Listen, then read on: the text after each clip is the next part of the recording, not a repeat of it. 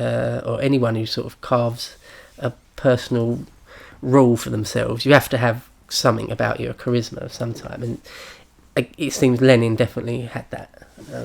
Even other, men with great will would just find themselves just bending over for Lenin, basically, intellectually anyway. Having said that, actually though, Stalin was one of the few people that would openly disagree with Lenin, because Lenin, certainly among the Bolsheviks, was just the granddaddy. You didn't disagree with him. He was like the intellectual force. But even the Mensheviks, the other socialists that are similar, they still considered Lenin to be top 2 or 3 guys in the whole party, and whatever he said had loads of sway. So no one really would disagree with Lenin. But at this Finland conference, Stalin did stand up and openly disagree with Lenin about something. And apparently really uncharacteristically, Lenin sort of yielded to him a bit and said, oh, well, that's an interesting point, maybe write me an article about it and I'll think about it, which Lenin never really did. So that's an really early sign of their relationship, that Stalin would try and be his own man. I think it comes back to being like an actual street fighter, that you don't care. The worst that could possibly happen is that someone starts and he wants to fight you, and you've got that covered if that ever happens. Guys that have got that sort of confidence that they're used to fighting, or they've been in enough fights where any little altercation it's nothing. They've just got 100% confidence to... I feel like Stalin must have been one of those guys, because there's quite a few anecdotes of when he will just get in a fight somewhere in a bar. So he must have been just one of those belligerent, aggro dudes. And again, you don't necessarily get that when you see the sort of fat late 1940s Stalin, the Soviet master. Don't necessarily think of him as a younger man who just would start bar fights. But shortly after this, Trotsky himself actually gets arrested back in Russia. Trotsky gets arrested and sent to Siberia, and basically all the uprisings across Russia, in like the main parts of Russia, like Moscow, are put down. I've heard it described as just the armies, the Cossack armies, left ashes and charcoal behind them. That's a quote. The days of the red battle squads are over, and Stalin has to basically go back to the underground, and he takes up the outfit again, his sort of team. And the guys, some of the people that were sort of battle-hardened, weren't real battles, but battle-hardened in that revolution, he takes, the best ones, the most insane ones, the most loyal ones, and they're now in the outfit, some of them anyway. And, I mentioned that they sent a specific general down to pacify Georgia. He's like the arch enemy. So they decide they're going to assassinate him, or Stalin decides they're going to actually assassinate that guy, and they do. They blow him up with grenades. Like he has some guys. It's not Stalin personally, although he may have been observing the events from afar. But there was some guys pretending to paint a fence outside the palace where the big general was, and when he came out, they just threw their grenades and. So it's pretty brazen stuff. Before I said when he was doing ship heists and bank robberies and even raiding armories, you're in the top sort of 1% of criminal activity. Assassinating generals and stuff, that's in the top 1% of that 1%. You're just really serious. In 1906, Stalin and the outfit just do loads of robberies, it seems like, just a spree of bank robberies, and they get known for it by the other socialists in Georgia, by the Mensheviks are not happy. The Bolsheviks, there's more Mensheviks for a start, way more at this point in Georgia. The Bolshevik faction is really quite small, and they've just got a reputation for being psychos that do bank robberies and kill people. They're like you could sort of describe them as like the militant wing, in a way, or certainly Stalin's bit of it. The Mensheviks don't do that sort of stuff. They are up to dodgy things, but they're not assassinating generals and doing strings of bank robberies. Yeah, they hold up trains as well. They start holding up trains, like mail trains that have actually got loads of bank orders and stuff, the old-fashioned way of transferring money. And yeah, they hold up trains. So yeah, there's not much there. There's not really anything they're not prepared to do. There's one interesting story from this period where Stalin's staying in the safe house of some people he knows, and a little kid of the family comes into the dad and says, Uncle Korba is in the other room playing with toy soldiers. And the dad can't quite believe it and goes out there, and in fact Stalin has got a map out of Georgia and he's playing with the little kids' toy soldiers, moving them around. And he jokingly says, the Socialist Party, Bolshevik Party, has just recently given me a new title, a new role, and it's to completely coordinate, all our fighting capabilities. And yeah, and he was playing around with toy soldiers on a map. And that's just interesting because that's the only military training, which of course it isn't, Stalin ever had. He was never in the army. He never, it's not known that he ever studied military tactics or military strategy at all. He never picked the brains of great military strategists or anything. And yet, during World War II, he was the master of a 10 million strong Red Army, that one of the most powerful land armies that has ever been.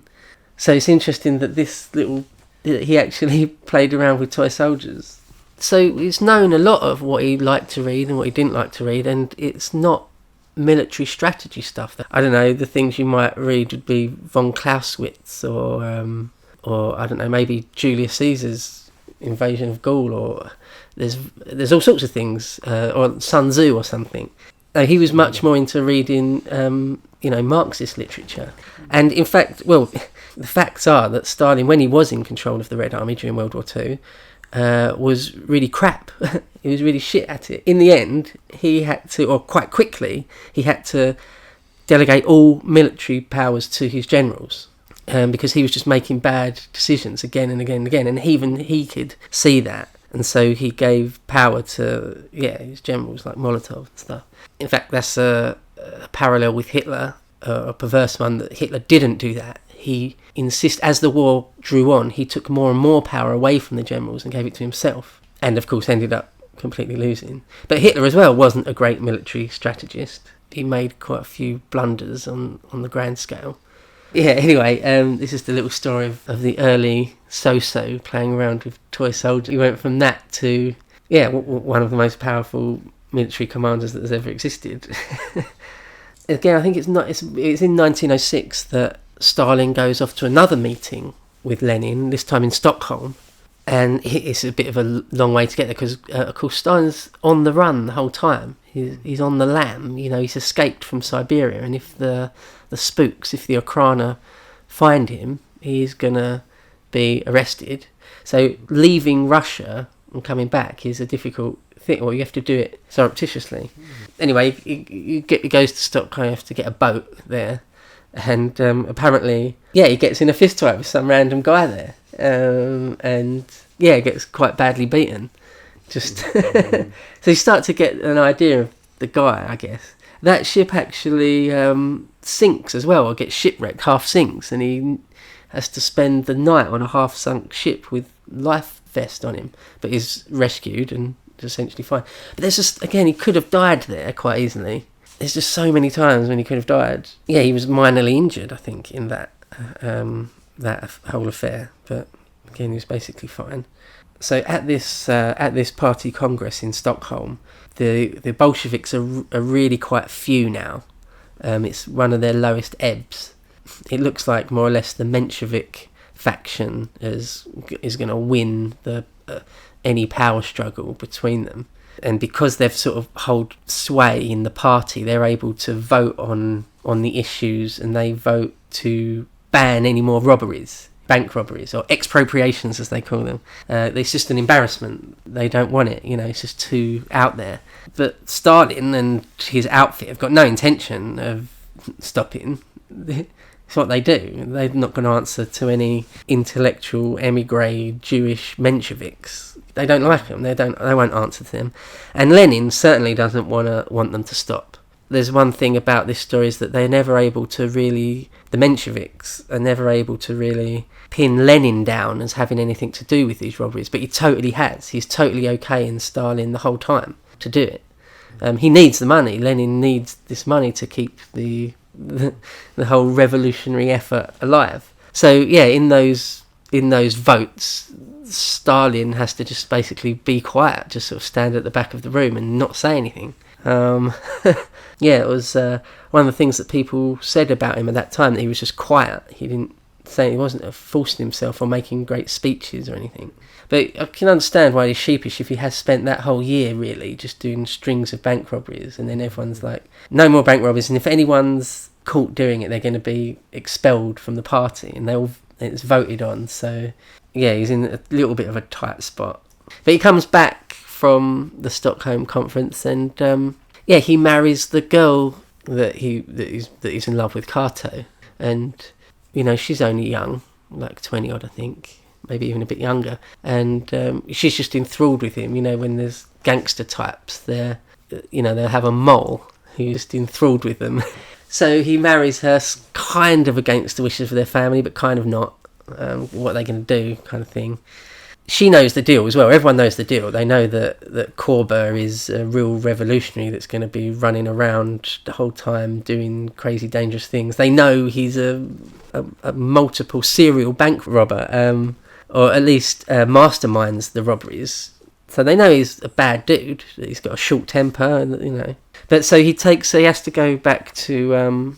First he goes up to a place called Sukhum, which is up on the Black Sea. And again, there's more shipping piracy. And there's one story or one anecdote where it was definitely a bunch of Bolsheviks hijacked this ship that had loads of normal people on it, civilians, but also some sort of treasury was being moved as well on this ship. A bunch of Bolsheviks, it was a really highly successful raid. They just, took control of the ship and said, look, give us all the money that's on board, the Tsarist money, the state-controlled money. We're not going to rob normal people, and row us to the shore, or we'll kill everyone and sink the boat. And the captain gave in, and the Bolsheviks got away with loads of money.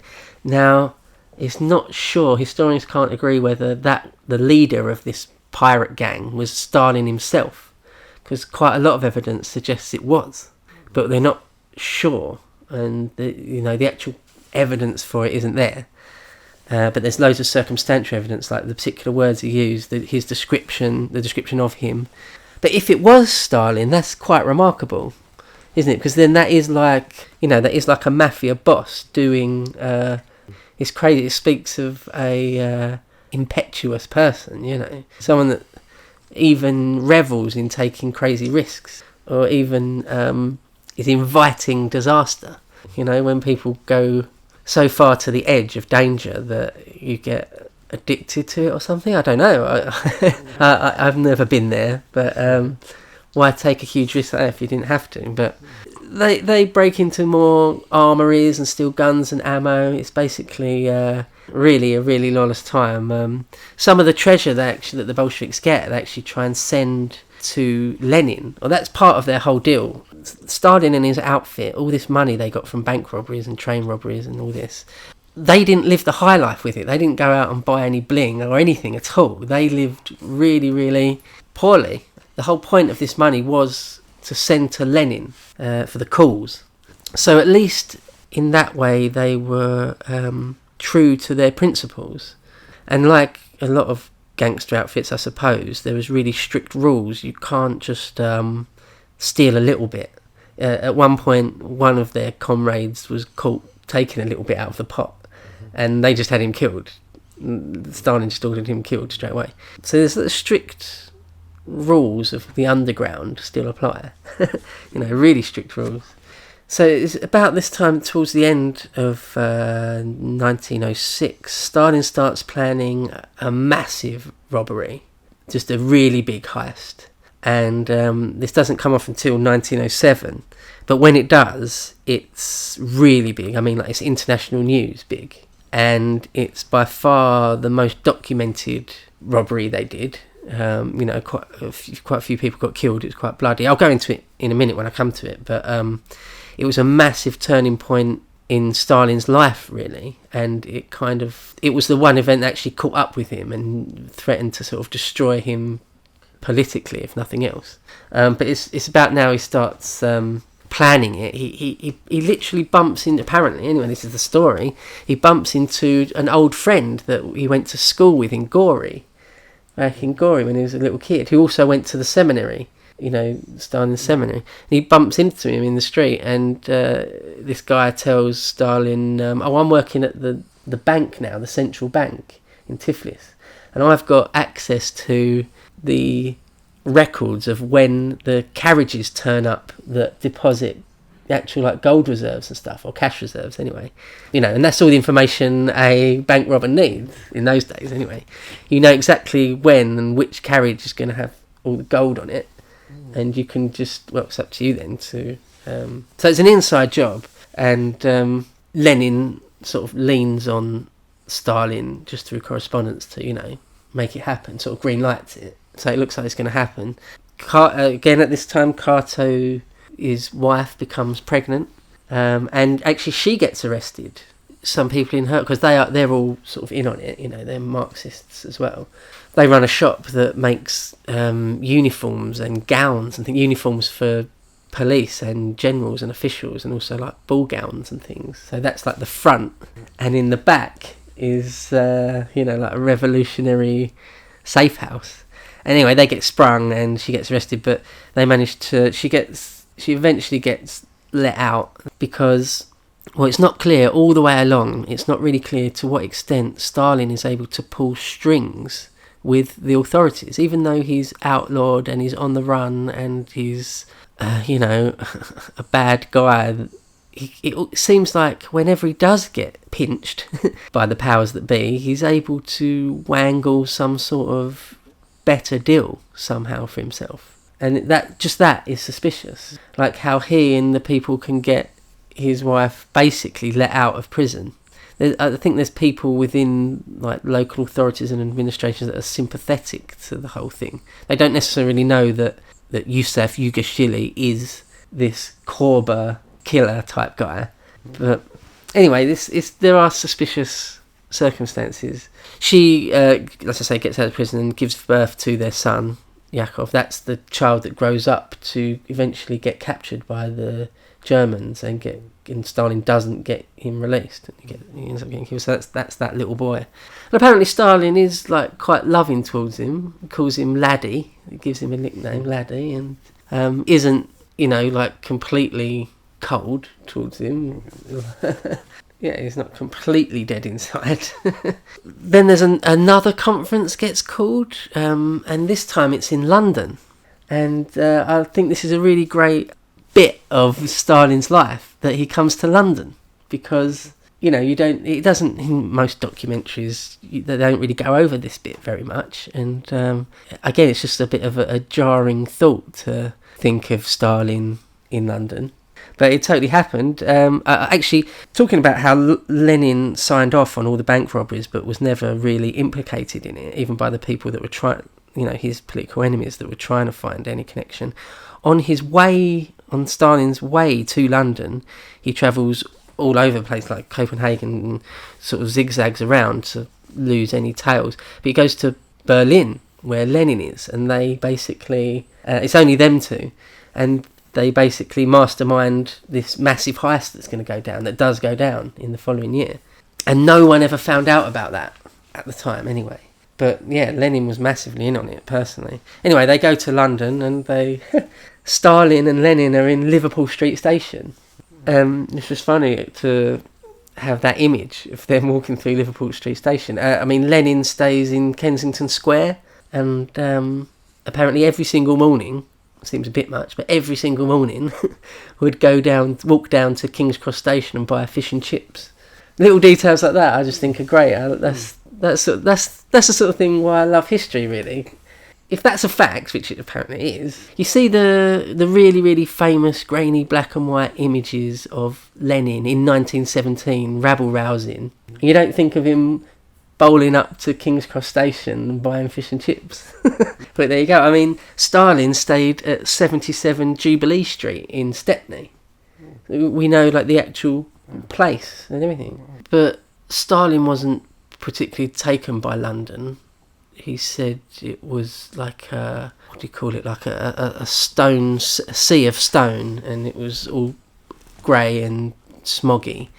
I mean, it's a bit rich, someone coming from Gory or Tiflis complaining about London, but yeah, he was out of place. I mean, he was a sort of a rural Georgian peasant. He thought that just like the open liberality and prostitution and stuff in London was just gross, and he didn't really enjoy it, to be quite honest. But the way that the British treated, because this thing was all out in the open, or relatively out in the open, like the newspapers like the Express and the Mail wrote articles. You could still look them up to this day. So Russian revolutionaries arrive in London for party congress, and apparently the papers were taken by how young most of them were. I mean, Lenin was like 37 or 38 by this point, and Stalin's like 27. But a lot of them were, young, like 20 odd. And there was a few women there as well. That is one thing, be fair to communists. They let women get involved in stuff. But yeah, and our papers were surprised. They're like, women? They're only 20-year-old, and some of them are women. And so it was a funny reception. But of course they were trailed by a special branch and the Okhrana. And they had their meetings where they would vote on stuff. There was like a specific church in Islington that they went to, and they had actual support from like Labour MPs, the odd Labour MP here and there. Ramsay MacDonald put on a like well-to-do white tie dinner party in Chelsea, and Lenin was invited, so they weren't given a complete cold shoulder. Certainly weren't just arrested as soon as they turned up in Britain or anything. But at this conference, the actual getting down to the politics of it, there were only like 92 Bolsheviks out of just over 300 in general as a delegate, people that can vote on stuff. So the Bolsheviks were in the minority still, and they were split really about the Duma, whether it was something that they wanted to get involved in, or whether it was just, say, a liberal trap, and they should just wash their hands and not have anything to do with this new parliament that's getting set up. Because, like I say, where the Tsar had cracked down on all revolution, it really affected a lot of the people that would have been delegates at this London Congress have been arrested or in Siberia. So, Trotsky had just escaped. He was there. He was in London, and he'd been sent to Siberia, and he'd escaped on a sled, like a reindeer-pulled sled. Yeah, it's like something you can't quite believe it. And he'd got all the way to London, and he said that he was only even vaguely aware that Stalin was even there, because Trotsky was, even by this point, totally more famous. Lenin and Trotsky were famous sort of worldwide, or if you were in the know anyway, whereas Stalin wasn't. No one outside of Russia really knew of him. But by the end of this London meeting, they sort of had a vote on who should be in the leading committee within the party. That's another thing communists and socialists just endlessly do, is make committees, more and more committees for things. Anyway, scrape away loads and loads of bureaucracy that's not important. The most important, powerful organ within the party is the Central Committee. Sometimes they just call it CC. Like, he's a member of the CC, the Central Committee. Just a handful of guys. And that's, if you're in that, then you're sort of the royalty of the party. And at this London Congress, they sort of re-vote on who is and who isn't in the Central Committee. And the Bolsheviks get, even though they're the minority of the party in total, they get the majority of the power within the Central Committee. So they've actually twisted the tables a bit. But what they did lose, what the Bolshevik side of it did sort of lose on, is that they passed even more stricter binding resolutions about having no more bank robberies, no more expropriations of any type, which doesn't bode well, because they're planning this massive one for the coming year very soon, or as soon as Stalin gets back, really. They even call it a spectacular, the Georgian spectacular that he's planning. Another little detail: Lenin had a favourite pub in London called the Crown and Woolpack in Finsbury that he would like to take people to. And there's a story, I'm not sure if it can be completely accurate, but there's one story that they put a special branch officer in a little cupboard next to where Stalin and his men would always sit to just sort of listen in on them. But that officer couldn't speak Russian, so the story is a little bit weird, but it's a nice little touch, even if it's not completely true or accurate. But yeah, again, while Stalin is in London, a few more little details before we move on. He got sort of basically a little street urchin, some kid called, I think his name was Keith Bacon or something, some East End kid, to go out and buy him toffee. Stalin really liked toffee, so he'd send this kid out. And of course, this kid wasn't ever killed in the purges, so he went on to live and talk about it for many years. It's like, oh yeah, when I was a kid, this Russian guy paid me sixpence or whatever, which is way too much, to go out and get him things like newspaper and toffee and stuff all the time. And it turns out that was the man himself. Because money was running out, everything costs money. And yeah, they ran out of money, and nearly all the delegates had to get back to Russia under their own money rather than having the party apparatus pay for it all. So yeah, it didn't last for all that long. And in at some point, Stalin's drinking in a pub somewhere near Whitechapel Road, and again, very, very nearly gets beaten up by some dockers. Just for being, I haven't got the details of exactly, I don't think anyone has got the details exactly in this case why he nearly got in a fight or anything, but you can just imagine it's just a loudmouth commie, just talking shit all the time about how and people don't like being told what to think, do they? Apparently Stalin could speak many languages, a good 4 or 5 languages, but Lenin could speak great English apparently. He would tell other people, "Oh no, you're pronouncing that wrong." So I'm not going to say for sure that Stalin could speak brilliant English, but he could speak some English, sure. Yeah, so when Stalin does return to Tiflis, this bank robbery goes down, and it's a biggie. That the guy Stalin himself isn't involved in it. He's not even. It's in the main square in Tiflis, which is called Yanovan Square. Okay, and Stalin's not even in the square or anything. He's probably at the train station ready to leave if it all goes tits up. So he's not stupid. But you remember the main psycho guy in his outfit is Carmo. He's sort of the leader of this thing. What happens is they've got people dotted around Yanovan Square, and this Carmo is in a horse-drawn carriage, sort of empty horse-drawn carriage of his own, and they know which other horse-drawn carriage coming into the square is going to have all the money on it. Yeah, so they've got these special bespoke grenades, overly powerful grenades that they've had made. They call them apples. They've got their apples ready, and in fact, Carmo himself had been involved in making them, and only a couple of weeks before, one had blown up in his face. Obviously, not the full thing, but some explosive had blown up in his face, and he was still sort of recovering from that. Anyway, they throw their apples under the carriage, and there's some Cossacks defending it as well, and it blows up big. The accounts are horses are blown apart and stuff. Whole horses are just blown to bits. It causes just massive confusion because apparently it looked like a mini battle scene. It wasn't just a little thing.